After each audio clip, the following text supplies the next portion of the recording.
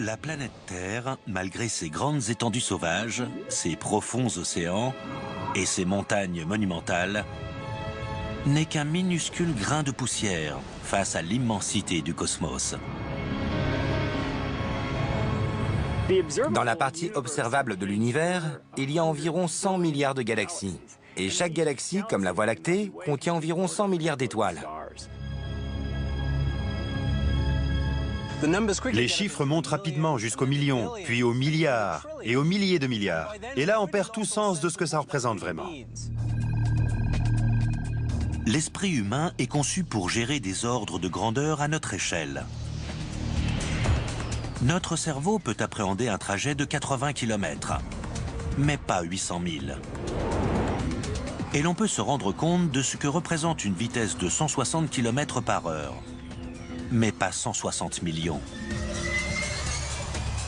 Des nombres qui se comptent en millions, en milliards et encore plus en milliers de milliards sont très difficiles à imaginer pour la plupart d'entre nous, parce qu'on dispose rarement de millions ou de milliards de quelque chose chez soi. Alors comment espérer connaître l'univers si notre cerveau est incapable d'appréhender ces dimensions gigantesques? Commençons notre comparaison avec Jupiter, qu'on appelle la reine des planètes, et non sans raison. Sa masse est de plus de 1,8 octillons de kilos, c'est-à-dire un 18 suivi de 26 zéros. Autrement dit, il faudrait 300 planètes Terre pour atteindre la masse de Jupiter. Mais même Jupiter est d'une taille dérisoire comparée au Soleil. Le Soleil est de loin le corps le plus massif de notre système solaire. Il est environ 1000 fois plus gros que Jupiter, qui est la plus grosse planète. Pour vous donner un ordre de grandeur, cette voiture derrière moi pèse environ 1000 kilos, et cette petite voiture en pèse 1. C'est la même différence qu'entre Jupiter et le Soleil.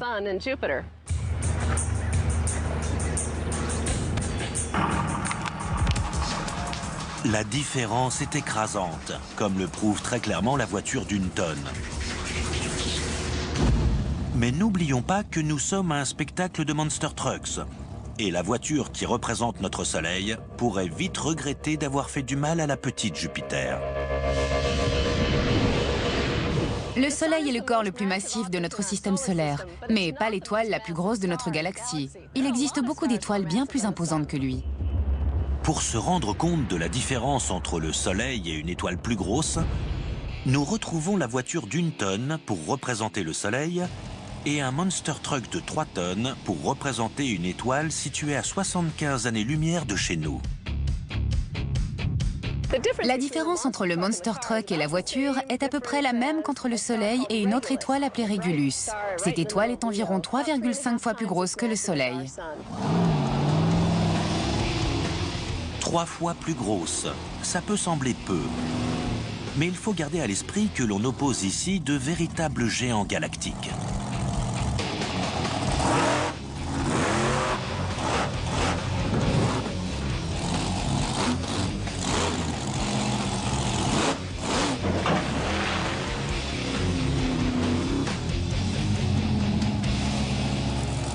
C'est un peu le choc des titans. Vous voyez qu'une différence du simple au triple est loin d'être anodine. Si l'on pouvait apporter Régulus et le Soleil ici, il se passerait la même chose. Mais même Régulus, ce Monster Truck céleste, ne fait pas le poids face à la masse énorme des vrais titans de l'univers.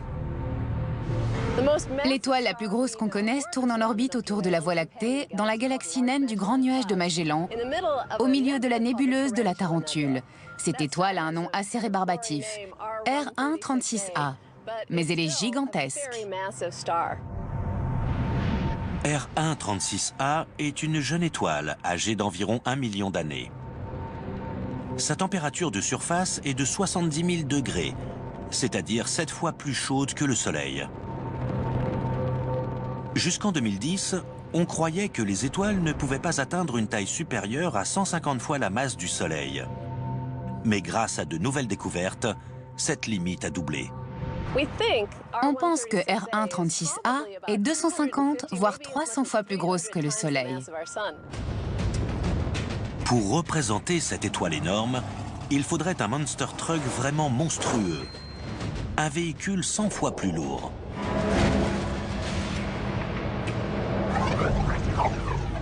Mais une masse énorme peut aussi exister dans un petit volume, lorsque la densité très forte pousse la force de gravité à l'extrême.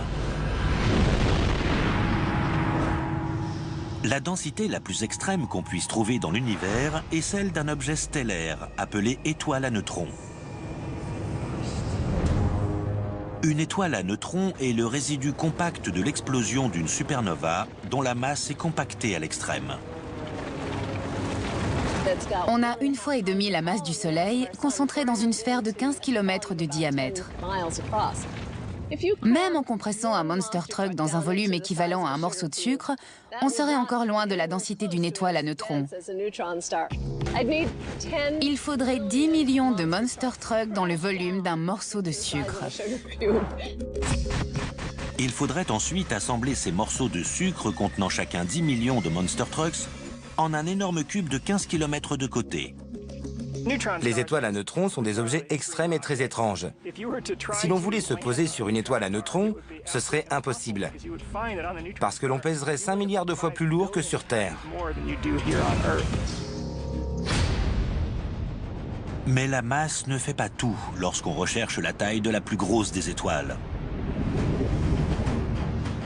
L'univers est aussi rempli de véritables titans qui occupent une place énorme. Certains des minuscules points de lumière qu'on voit depuis la Terre sont en fait des étoiles d'une taille suffisante pour avaler tout notre système solaire. L'esprit humain est-il même capable d'imaginer la plus grosse étoile de l'univers ?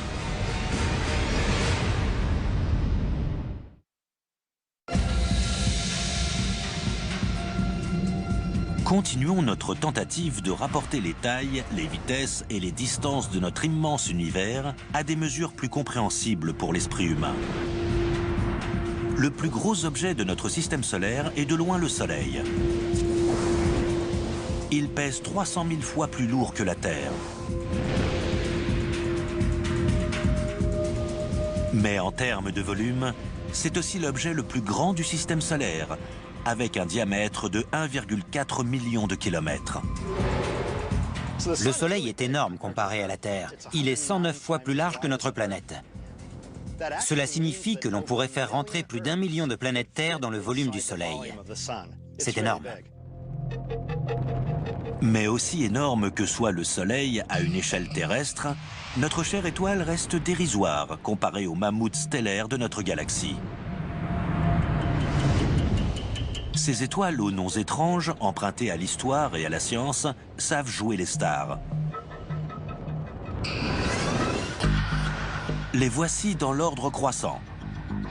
Vega, Bellatrix, Epsilon Canis Majoris, Dubhe, Aldébaran, et enfin les gigantesques Bételgeuses et VY Canis Majoris. L'astronome Alex Filipenko va tenter de les faire descendre sur Terre, dans ce hangar pour avions. Si nous sommes ici aujourd'hui, c'est pour tenter d'observer la taille des étoiles les unes par rapport aux autres, surtout pour les grosses. On va gonfler des ballons, voire même des gros ballons météorologiques, pour se représenter la taille des grosses étoiles par rapport au Soleil, qui lui est représenté par une boule de bowling. Notre Soleil mesure 22 cm de diamètre. À côté, la Terre n'est pas plus grosse qu'une petite perle. Mes deux assistants sont spécialistes en ballons. Ils savent les gonfler à l'hélium, les fermer et jusqu'où ils peuvent les gonfler. Ils vont donc gonfler plusieurs ballons de différentes tailles.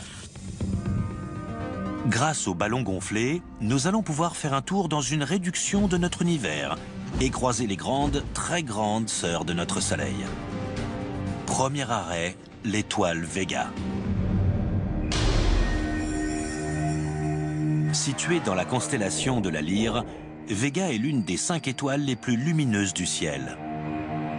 Elle a une couleur blanche bleutée, parce que sa surface est plus chaude que celle du Soleil. Voici ma boule de bowling qui représente le Soleil. Et ce ballon, quelle taille fait-il? On va le mesurer. à peu près 60 cm. Ça fait environ 2,5 fois plus que la boule de bowling. Donc ça, c'est Vega, une étoile blanche bleutée à 25 années-lumière de nous qui brille très fort dans le ciel.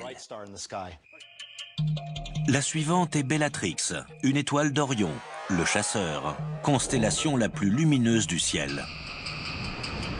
Les étoiles de la ceinture d'Orion et de son torse sont bien connues.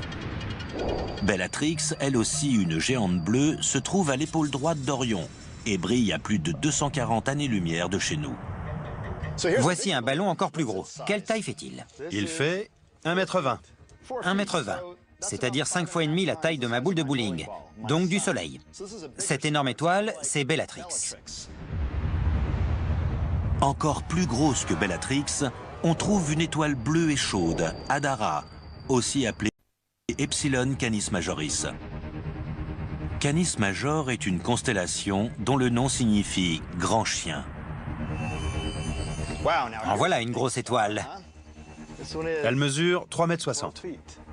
Ce ballon est 17 fois plus gros que mon Soleil. Ça correspond à l'étoile Epsilon Canis Majoris dans la constellation du Grand Chien. C'est la constellation où se trouve aussi Sirius. Sirius est l'étoile la plus lumineuse du ciel, mais Epsilon Canis Majoris est à 430 années-lumière de la Terre. Si elle se trouvait à la même distance que Sirius, elle apparaîtrait 15 fois plus lumineuse.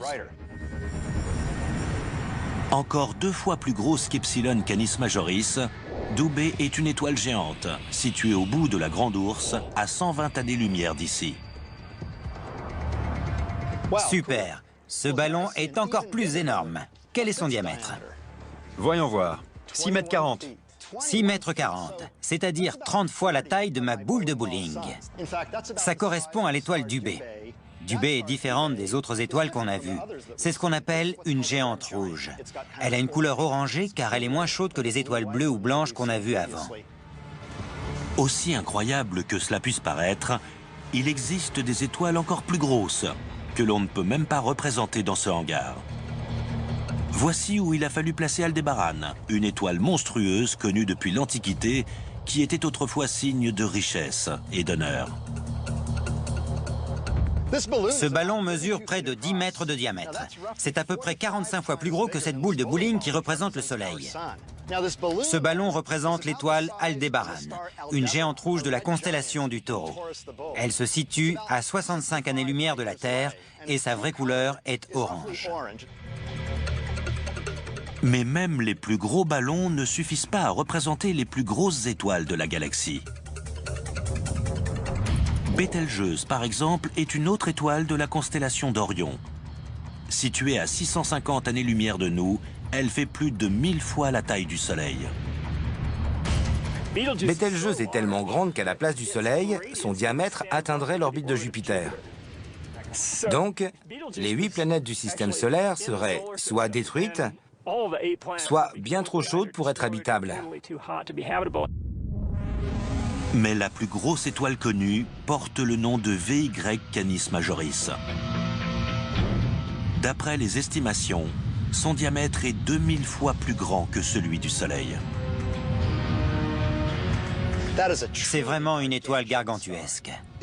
Si l'on faisait voler un avion de ligne à la surface de VY Canis Majoris, il lui faudrait 1200 ans pour en faire le tour. À une telle échelle, l'esprit humain est incapable d'appréhender quelque objet que ce soit. En ce qui concerne la taille des objets de l'univers, les faits sont vertigineux. Et la question des distances n'est pas moins intimidante. En effet, les distances entre les planètes, les étoiles et les galaxies dépassent l'entendement humain. Pour arriver à bien se rendre compte, le mieux c'est de tout rapporter à une échelle plus humaine. L'esprit humain est plus à même de comprendre la taille des choses de façon relative qu'avec des nombres absolus. Prenons l'exemple de la Lune. Elle se trouve à un peu moins de 400 000 km de la Terre. On pourrait se dire que ce n'est pas très loin. Mais on aurait tort. Je vais réduire la Terre à la taille d'un ballon de basket. Si la Terre avait effectivement la taille de ce ballon, la Lune aurait la taille de cette balle de tennis. La question qu'on se pose maintenant, c'est de savoir à quelle distance l'un de l'autre seront ces deux objets en prenant en compte leur échelle. Pour vous montrer, je vais avoir besoin d'aide. Johnny va tenir la Terre et moi, je vais prendre la Lune pour aller la placer à la bonne distance. Allons-y. 1 mètre, 2 mètres. Je continue, j'arrive à 3 mètres, je recule encore. 5 mètres. Je dois encore reculer. Et voilà, 6 mètres 40. Voici la distance entre la Terre et la Lune à l'échelle des deux objets. À 370 000 km de la Terre, le trajet jusqu'à la Lune nous est désormais familier grâce aux missions Apollo. C'est l'une des rares distances spatiales que l'on est en mesure d'appréhender assez facilement. Grâce aux 6 alunissages pratiqués dans l'histoire, on a appris que le temps de trajet est d'un peu plus de 3 jours. Ce trajet lunaire fait donc désormais partie du savoir collectif.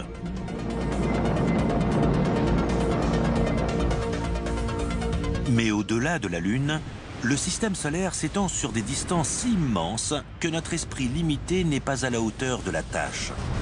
Mais que se passerait-il si l'on pouvait rapporter toutes les planètes à la taille de la Terre ?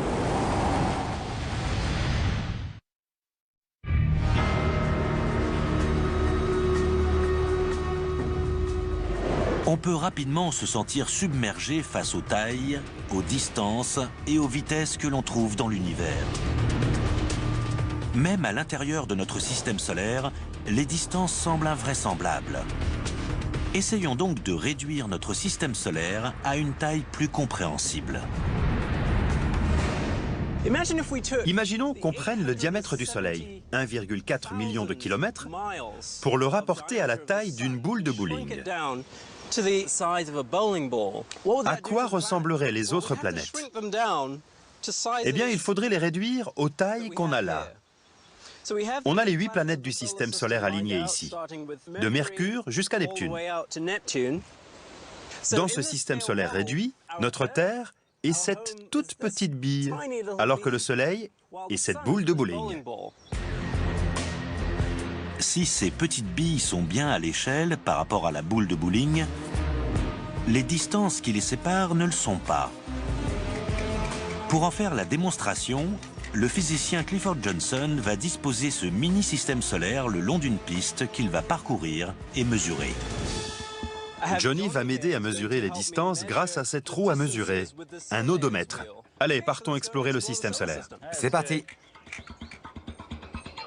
Dans ce système solaire en modèle réduit, 1 mètre représente en réalité une distance approximative de 5 millions de kilomètres. Nous voici sur Mercure. Ça fait 11 mètres 40. Dans la réalité, Mercure est à environ 57 millions de kilomètres du Soleil.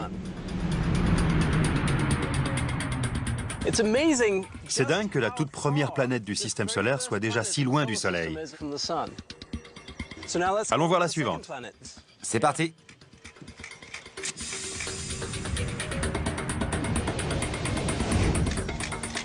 Nous voici sur Vénus. Ça fait 20 mètres 50. Cette petite bille représentant Vénus est donc 2 fois plus loin du Soleil que Mercure. Dans la réalité, ça fait une distance de 104 millions de kilomètres.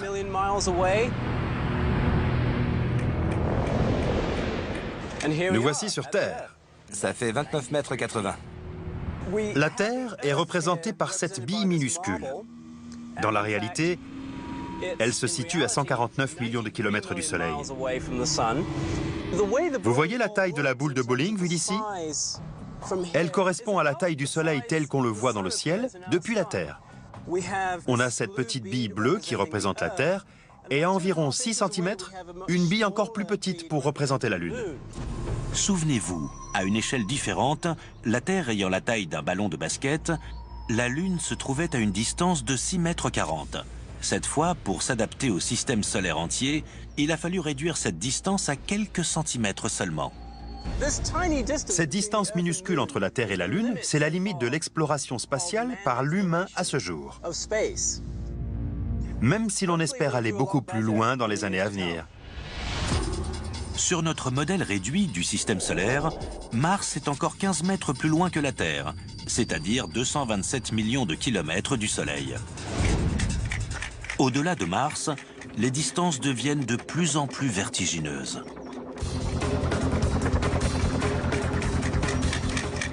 On arrive sur Jupiter. On est à 155 mètres du Soleil. On est 3 fois plus loin du Soleil que ne l'est Mars.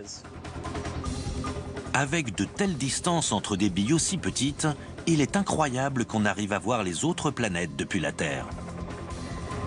Ce que ça nous montre, c'est que le Soleil est extrêmement lumineux, au point que sa lumière puisse atteindre ces planètes lointaines, que leur surface la renvoie et revienne jusqu'à la Terre pour qu'on les voie.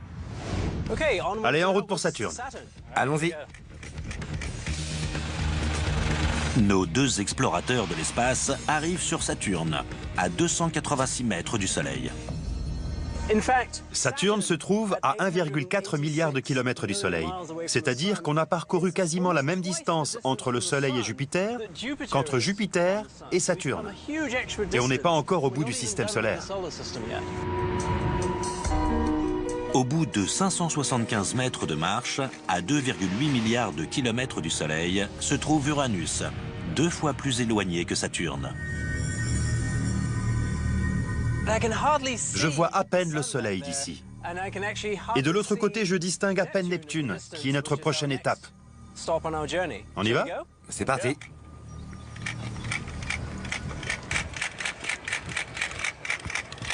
Ça fait loin. C'est clair. Nous y voilà. Neptune, la dernière planète. On est à 900 mètres du Soleil. 900 mètres sur notre modèle réduit, ça correspond à une distance de 4,5 milliards de kilomètres entre Neptune et le Soleil. À une telle distance, une planète met du temps à faire une orbite complète autour du Soleil. Une année neptunienne correspond environ à 165 années terrestres. D'ailleurs, il ne s'est passé qu'une seule année neptunienne depuis la découverte de Neptune. Quand on se rend compte des distances, il semble incroyable que la force de gravité du Soleil puisse avoir le moindre effet sur des planètes aussi lointaines. De plus, le système solaire ne s'arrête pas à Neptune. Au-delà, on trouve des corps plus petits, comme Pluton. Et ensuite, à près d'une année-lumière du Soleil, se trouvent des nuages de comètes sombres et glacées. Si les distances entre les planètes du système solaire dépassent l'entendement humain, alors l'immensité qui sépare les étoiles et les galaxies nous submerge totalement. Le fait même que les astronomes connaissent les distances qui nous séparent des étoiles reste un mystère pour Nora de Brooklyn, à New York, qui a voulu poser cette question sur l'univers. Comment mesure-t-on la distance qui nous sépare des étoiles? Nora, voici une question assez complexe. Pour les étoiles les plus proches, on observe leur changement de position dans le ciel pendant que la Terre tourne autour du Soleil. Pour les étoiles plus lointaines, même dans d'autres galaxies, on mesure leur luminosité telle qu'elle nous parvient. On la compare avec leur puissance estimée afin de déterminer leur distance.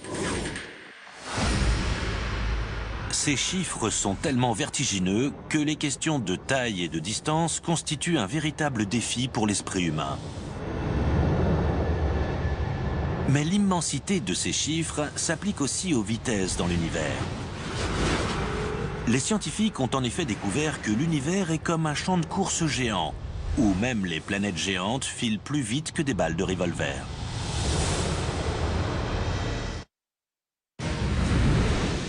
Nous avons pu observer la taille et la distance des choses dans l'espace. Nous allons maintenant étudier leur vitesse. Pour ce faire, il faut d'abord comprendre la base de mesure spatiale, l'année-lumière. Comme son nom l'indique, une année-lumière est la distance parcourue par la lumière en une année. Cela correspond environ à 10 000 milliards de kilomètres. Mais cela ne nous aide pas à comprendre la vitesse de la lumière elle-même. La lumière est extrêmement rapide, environ 300 millions de mètres par seconde. C'est difficile à visualiser sans un exemple.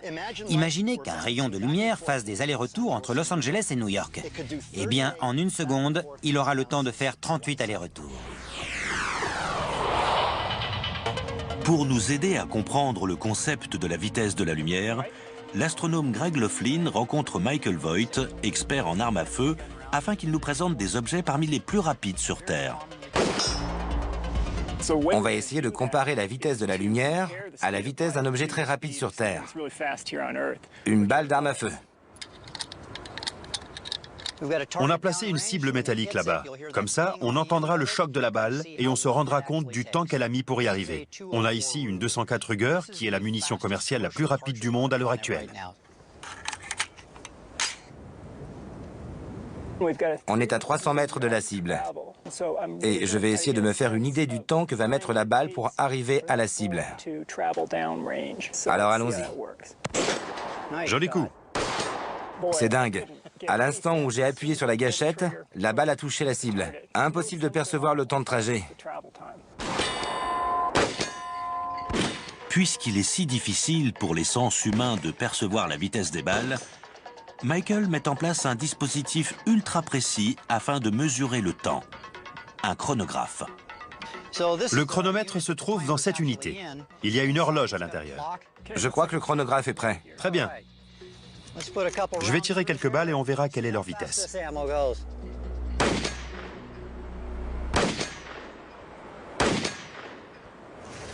Alors?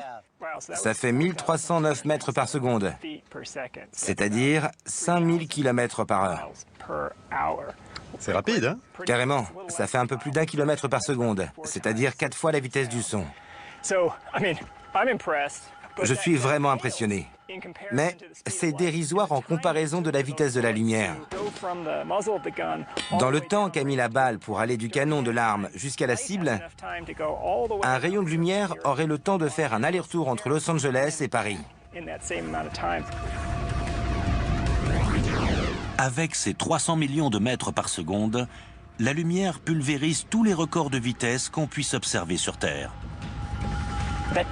La vitesse de la lumière ne m'évoque pas grand-chose, puisque même les 300 millions de mètres que parcourt la lumière en une seconde sont difficiles à appréhender.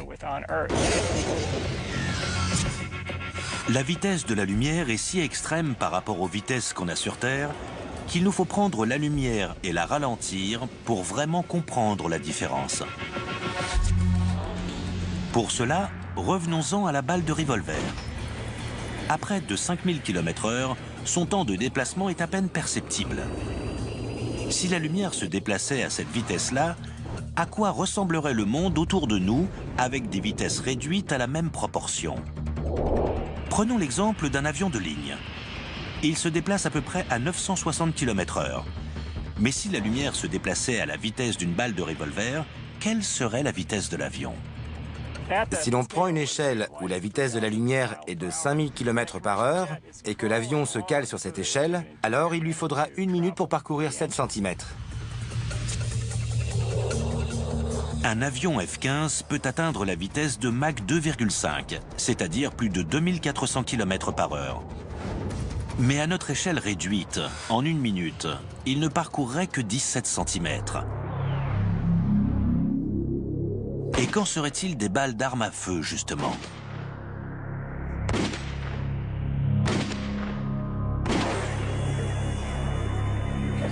Considérons maintenant des balles de fusil à grande vitesse. Eh bien, elles parcourront à peu près 33 cm en 1 minute, si l'on prend une échelle où la lumière se déplace à 5000 km par heure. Dans la réalité, c'est la moitié de la vitesse de déplacement d'un escargot. Mais ce n'est pas tout. Dans le cosmos, la plupart des corps se déplacent à des vitesses qu'on a du mal à appréhender.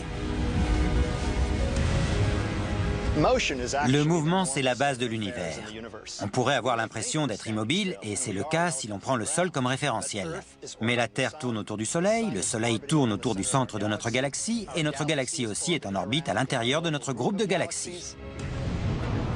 Et tous ces différents corps se déplacent à très grande vitesse. La Terre tourne autour du Soleil à une vitesse d'environ 100 000 km/h. À cette vitesse, il ne nous faudrait qu'1 heure pour faire plus de 2 fois le tour de la Terre. Notre Soleil tourne autour du centre de la Voie lactée à la vitesse de 777 000 km par heure. Et la Voie lactée elle-même se déplace dans l'espace à plus de 2 millions de km par heure. Mais la lumière, elle, est encore 600 fois plus rapide que ça. Les faits sont donc là. Nous vivons au ralenti par rapport à la nature du cosmos. Aucune technologie moderne n'est comparable, même de loin, à la vitesse de la lumière. Si l'on voyage à la vitesse d'un avion de ligne, c'est-à-dire 1 million de fois plus lentement que la lumière, il nous faudrait à peu près 4 millions d'années pour nous rendre sur l'étoile la plus proche du Soleil.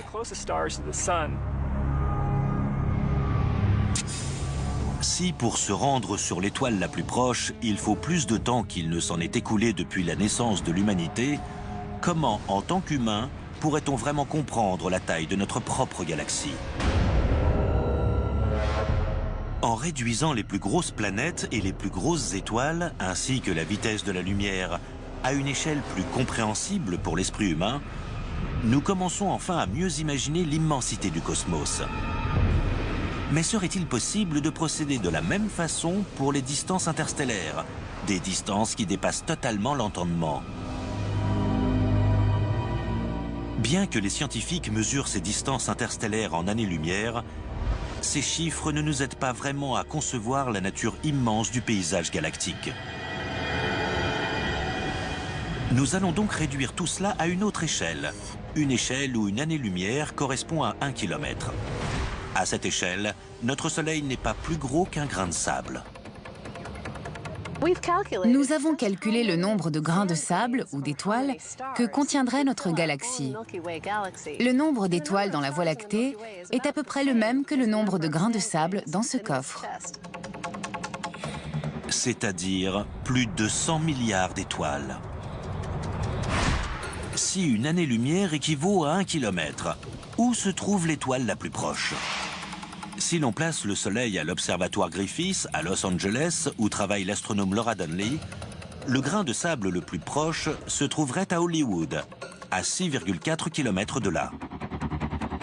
Pour arriver à repérer un grain de sable en pleine ville à plus de 6 km, nous allons utiliser des miroirs dont les reflets portent loin. Aaron et Johnny ont chacun un miroir et vont envoyer des signaux pour nous aider à nous rendre compte de la distance de l'étoile la plus proche.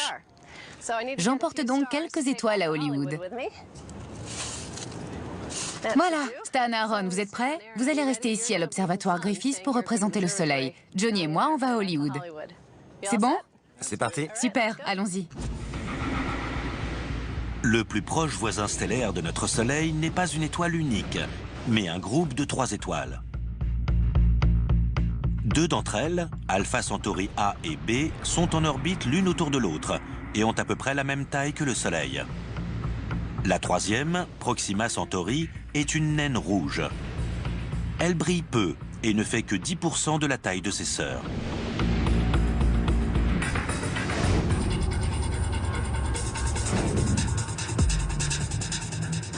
Je me trouve ici au sommet d'un toit à Hollywood, à environ 6 km de l'observatoire Griffith qu'on voit là-bas au fond. Dans ma main, j'ai un sachet plein d'étoiles. Je vais sortir 3 grains de sable. 1, 2, 3. Je n'ai pas besoin du reste.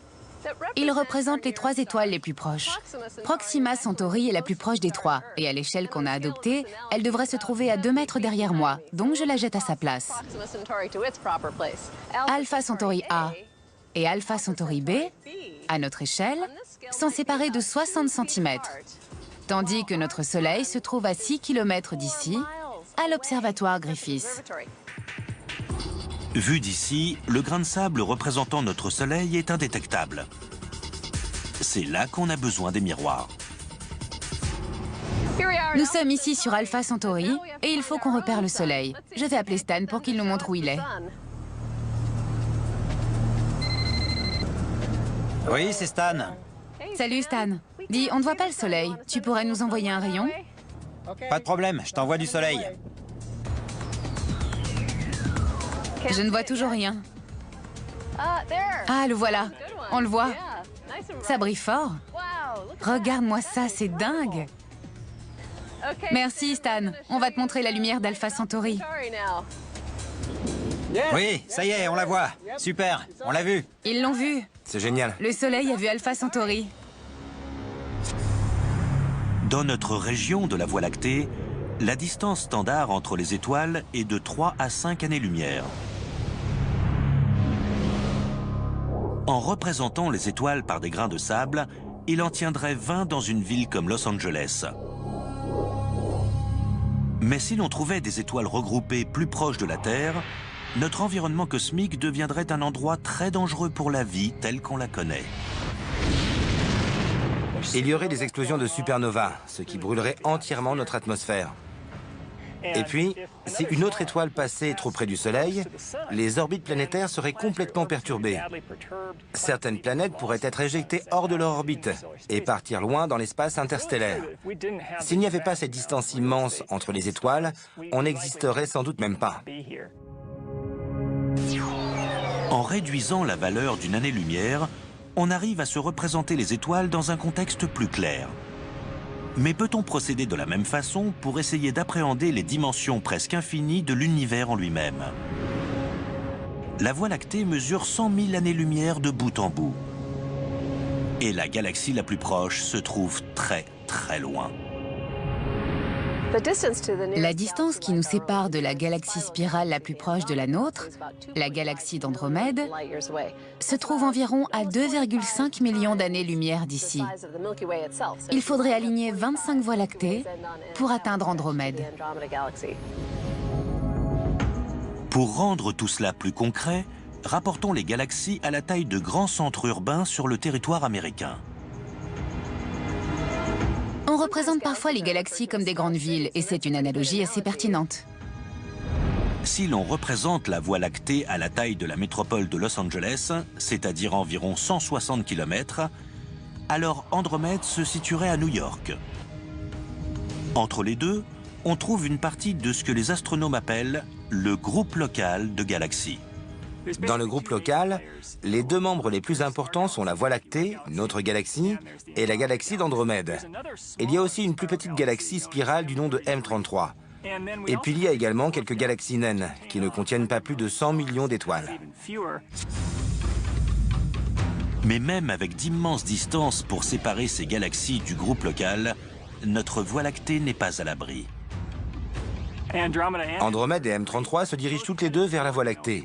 D'ici quelques milliards d'années, elles devraient même passer tout près. À l'échelle cosmique, le risque de collision semble catastrophique. Mais en fait, les étoiles dans l'espace sont si éloignées les unes des autres qu'elles se croiseront sans conséquences graves. Si les humains survivent jusque-là, ils remarqueront à peine cette rencontre des galaxies depuis la Terre. Au bout de quelques milliards d'années, ces galaxies n'en feront plus qu'une. La Voie lactée qu'on connaît cessera d'exister. Mais en attendant, même les distances les plus courtes entre les galaxies du groupe local dépassent nos capacités de compréhension. En outre, nos voisins galactiques ne représentent qu'une minuscule partie de notre immense cosmos.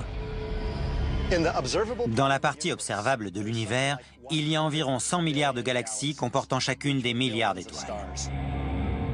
Si les galaxies du cosmos étaient dispersées comme des villes sur le territoire américain, alors pour approcher la taille de l'univers observable, il faudrait que les États-Unis soient assez vastes pour recouvrir 500 fois la surface de la Terre.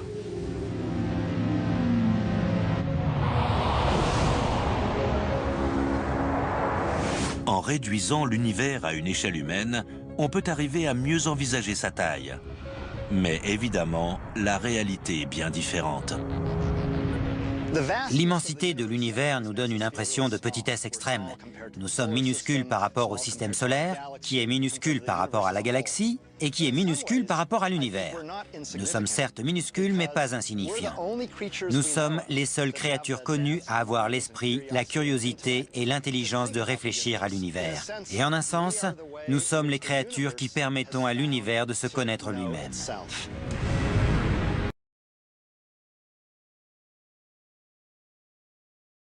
L'étoile à neutrons est le résidu compact de l'explosion d'une supernova dont la masse est compactée à l'extrême.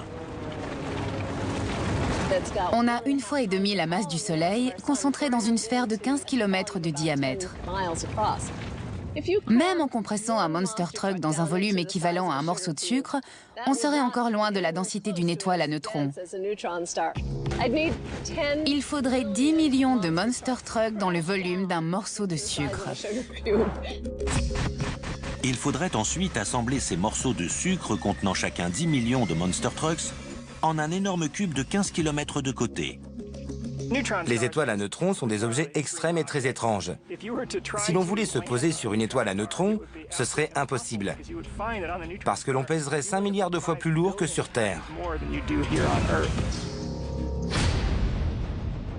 Mais la masse ne fait pas tout lorsqu'on recherche la taille de la plus grosse des étoiles. L'univers est aussi rempli de véritables titans qui occupent une place énorme. Certains des minuscules points de lumière qu'on voit depuis la Terre sont en fait des étoiles d'une taille suffisante pour avaler tout notre système solaire. L'esprit humain est-il même capable d'imaginer la plus grosse étoile de l'univers ?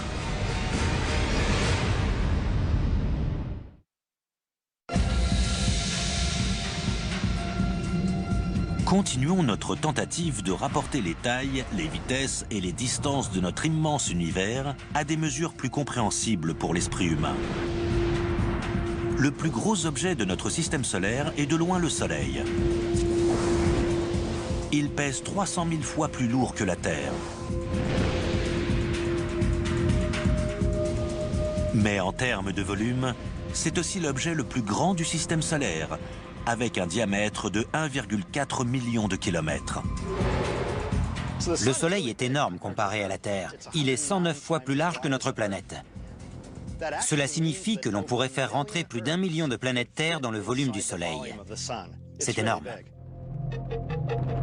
Mais aussi énorme que soit le Soleil à une échelle terrestre, notre chère étoile reste dérisoire comparée aux mammouths stellaires de notre galaxie. Ces étoiles aux noms étranges, empruntés à l'histoire et à la science, savent jouer les stars.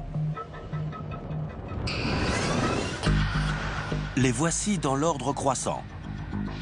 Vega, Bellatrix, Epsilon Canis Majoris, Dubhe, Aldébaran, et enfin les gigantesques Bételgeuses et VY Canis Majoris. L'astronome Alex Filipenko va tenter de les faire descendre sur Terre, dans ce hangar pour avions. Si nous sommes ici aujourd'hui, c'est pour tenter d'observer la taille des étoiles les unes par rapport aux autres, surtout pour les grosses. On va gonfler des ballons, voire même des gros ballons météorologiques, pour se représenter la taille des grosses étoiles par rapport au Soleil, qui, lui, est représenté par une boule de bowling. Notre Soleil mesure 22 cm de diamètre. À côté, la planète Terre, malgré ses grandes étendues sauvages, ses profonds océans et ses montagnes monumentales, n'est qu'un minuscule grain de poussière face à l'immensité du cosmos. Dans la partie observable de l'univers, il y a environ 100 milliards de galaxies. Et chaque galaxie, comme la Voie lactée, contient environ 100 milliards d'étoiles. Les chiffres montent rapidement jusqu'aux millions, puis aux milliards et aux milliers de milliards. Et là, on perd tout sens de ce que ça représente vraiment. L'esprit humain est conçu pour gérer des ordres de grandeur à notre échelle. Notre cerveau peut appréhender un trajet de 80 km, mais pas 800 000. Et l'on peut se rendre compte de ce que représente une vitesse de 160 km/h, mais pas 160 millions. Des nombres qui se comptent en millions, en milliards et encore plus en milliers de milliards sont très difficiles à imaginer pour la plupart d'entre nous, parce qu'on dispose rarement de millions ou de milliards de quelque chose chez soi. Alors comment espérer connaître l'univers si notre cerveau est incapable d'appréhender ces dimensions gigantesques? Commençons notre comparaison avec Jupiter, qu'on appelle la reine des planètes, et non sans raison. Sa masse est de plus de 1,8 octillons de kilos, c'est-à-dire un 18 suivi de 26 zéros. Autrement dit, il faudrait 300 planètes Terre pour atteindre la masse de Jupiter. Mais même Jupiter est d'une taille C'est un peu le choc des titans. Vous voyez qu'une différence du simple au triple est loin d'être anodine. Si l'on pouvait apporter Régulus et le Soleil ici, il se passerait la même chose. Mais même Régulus, ce monster truck céleste, ne fait pas le poids face à la masse énorme des vrais titans de l'univers. L'étoile la plus grosse qu'on connaisse tourne en orbite autour de la Voie lactée, dans la galaxie naine du Grand Nuage de Magellan, au milieu de la nébuleuse de la Tarentule. Cette étoile a un nom assez rébarbatif, R136A, mais elle est gigantesque. R136A est une jeune étoile âgée d'environ 1 million d'années. Sa température de surface est de 70 000 degrés, c'est-à-dire 7 fois plus chaude que le Soleil. Jusqu'en 2010, on croyait que les étoiles ne pouvaient pas atteindre une taille supérieure à 150 fois la masse du Soleil. Mais grâce à de nouvelles découvertes, cette limite a doublé. On pense que R136A est 250 voire 300 fois plus grosse que le Soleil. Pour représenter cette étoile énorme, il faudrait un monster truck vraiment monstrueux. Un véhicule 100 fois plus lourd.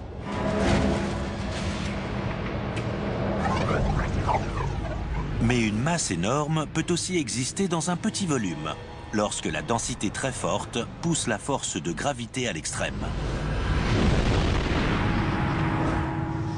La densité la plus extrême qu'on puisse trouver dans l'univers est celle d'un objet stellaire appelé étoile à neutrons.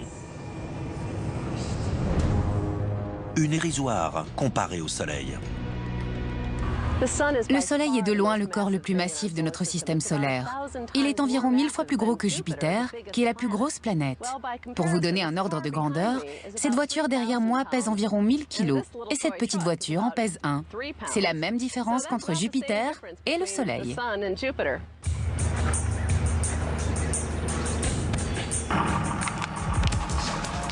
La différence est écrasante, comme le prouve très clairement la voiture d'une tonne. Mais n'oublions pas que nous sommes à un spectacle de Monster Trucks. Et la voiture qui représente notre Soleil pourrait vite regretter d'avoir fait du mal à la petite Jupiter. Le Soleil est le corps le plus massif de notre système solaire, mais pas l'étoile la plus grosse de notre galaxie. Il existe beaucoup d'étoiles bien plus imposantes que lui. Pour se rendre compte de la différence entre le Soleil et une étoile plus grosse, nous retrouvons la voiture d'une tonne pour représenter le Soleil et un monster truck de 3 tonnes pour représenter une étoile située à 75 années-lumière de chez nous. La différence entre le monster truck et la voiture est à peu près la même qu'entre le Soleil et une autre étoile appelée Régulus. Cette étoile est environ 3,5 fois plus grosse que le Soleil. 3 fois plus grosse, ça peut sembler peu. Mais il faut garder à l'esprit que l'on oppose ici de véritables géants galactiques.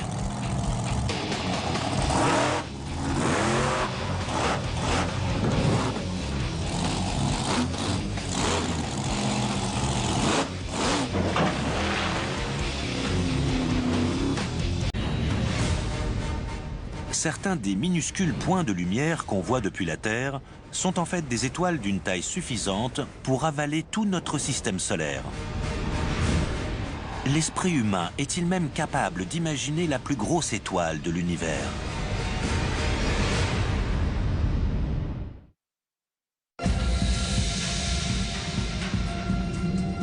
Continuons notre tentative de rapporter les tailles, les vitesses et les distances de notre immense univers à des mesures plus compréhensibles pour l'esprit humain.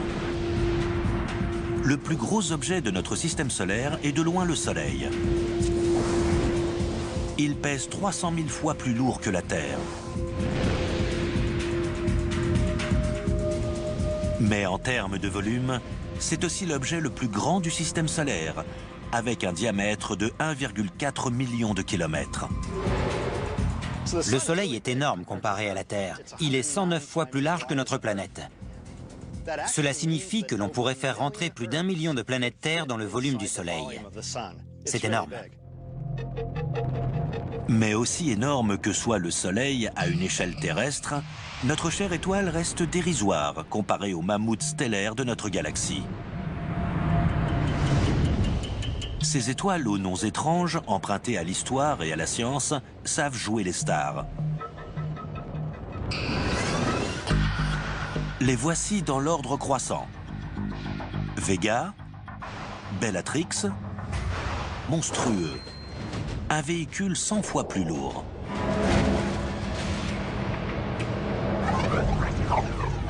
Mais une masse énorme peut aussi exister dans un petit volume, lorsque la densité très forte pousse la force de gravité à l'extrême.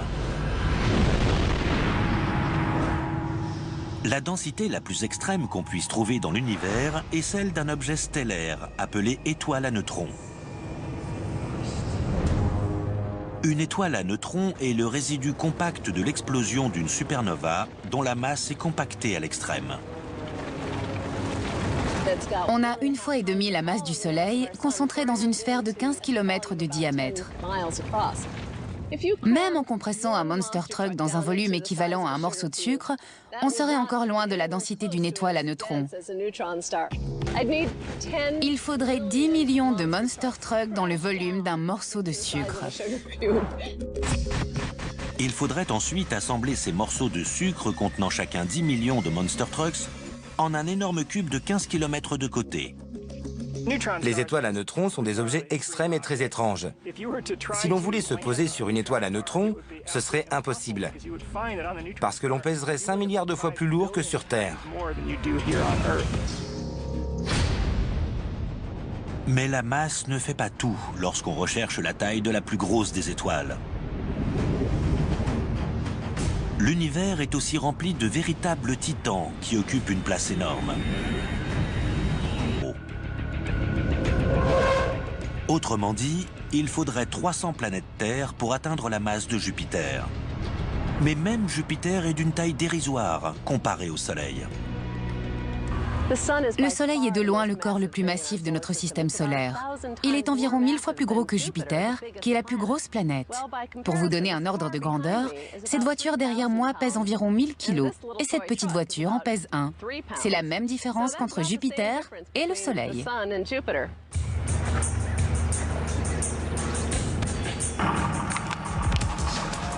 La différence est écrasante, comme le prouve très clairement la voiture d'une tonne. Mais n'oublions pas que nous sommes à un spectacle de Monster Trucks. Et la voiture qui représente notre Soleil pourrait vite regretter d'avoir fait du mal à la petite Jupiter.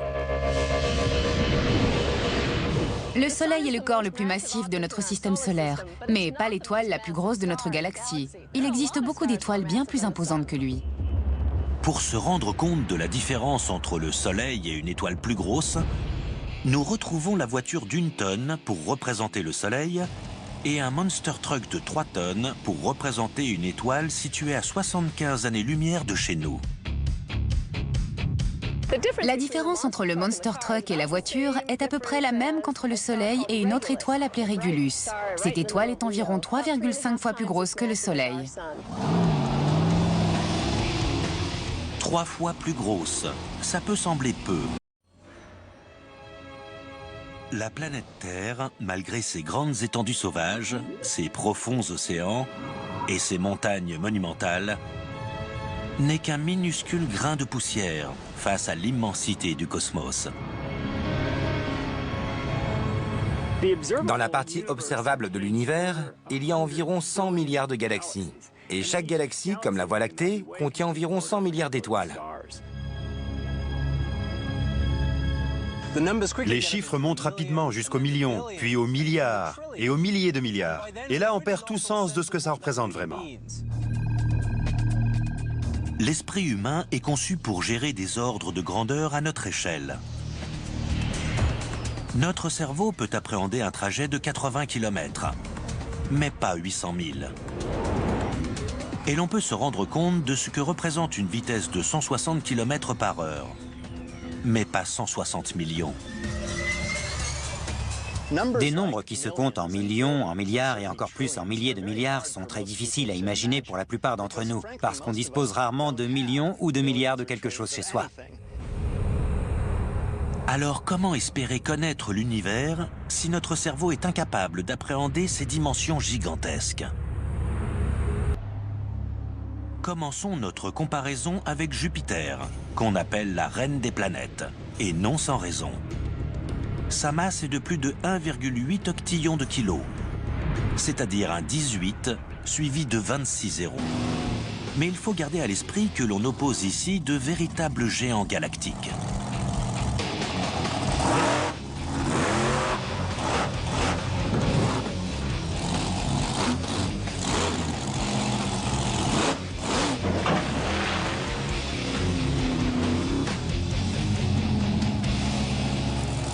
C'est un peu le choc des titans. Vous voyez qu'une différence du simple au triple est loin d'être anodine. Si l'on pouvait apporter Régulus et le Soleil ici, il se passerait la même chose. Mais même Régulus, ce monster truck céleste, ne fait pas le poids face à la masse énorme des vrais titans de l'univers. L'étoile la plus grosse qu'on connaisse tourne en orbite autour de la Voie lactée, dans la galaxie naine du Grand Nuage de Magellan, au milieu de la nébuleuse de la Tarentule. Cette étoile a un nom assez rébarbatif, R136A, mais elle est gigantesque. R136A est une jeune étoile âgée d'environ 1 million d'années. Sa température de surface est de 70 000 degrés, c'est-à-dire 7 fois plus chaude que le Soleil. Jusqu'en 2010, on croyait que les étoiles ne pouvaient pas atteindre une taille supérieure à 150 fois la masse du Soleil.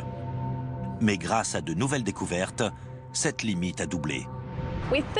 On pense que R136A est 250 voire 300 fois plus grosse que le Soleil. Pour représenter cette étoile énorme, il faudrait un monster truck vraiment